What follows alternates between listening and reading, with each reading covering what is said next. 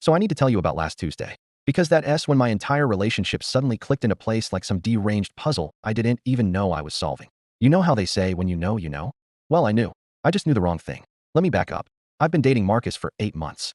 8 months of what I thought were quirky little habits. Endearing eccentricities. Like how he absolutely refuses to make plans around the full moon. I just get migraines, he'd say. Or how he'd disappear every month for like 3 days and come back looking like he'd been in a fight with a lawnmower. And the meat thing.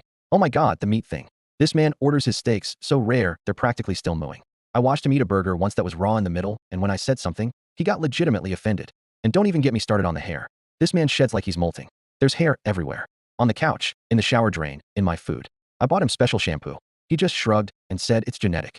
Oh, and dogs either love him or want to fight him to the death. No in between. So anyway, last Tuesday, we're at his place, and Marcus has been acting weird all day. Pacing, sweating, the whole 9 yards. Around 9 p.m. he suddenly announces he has to leave. Emergency, I'll call you tomorrow. And I'm like, excuse me? I think he's cheating on me. So after he practically shoves me out the door, I wait. I hide around the corner like a total lunatic.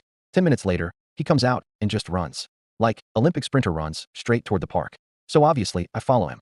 I get to the park, and it's completely dark except for the moon, which I now realize is completely full. Thank you very much, Detective Hindsight. And then I hear it. This growling, snarling, absolutely inhuman sound. I freeze. I turn toward the sound, and there in the moonlight, I see it. Him. Except it's not Marcus. It's like Marcus if Marcus was 6 feet tall at the shoulder, covered in fur, with claws the size of kitchen knives. And I can see his eyes. Marcus's warm brown eyes and this absolutely monstrous face. I wish I could tell you I screamed, but you know what I did? I laughed. I just started laughing. This hysterical, unhinged cackling, because everything suddenly made sense. The meat, the shedding, the monthly disappearances, the full moon migraines. You're a werewolf. I shrieked at him, and he made this whimpering sound that was definitely embarrassed. He ran off, and I just stood there having a complete emotional breakdown. Because here's the thing. The explanation was that he's a werewolf. Not emotionally unavailable, not a commitment phobe. A werewolf. Do you know how many arguments I could have avoided if he'd just told me? Sorry, I can't meet your parents. I'll be a giant murder dog. That's a valid excuse.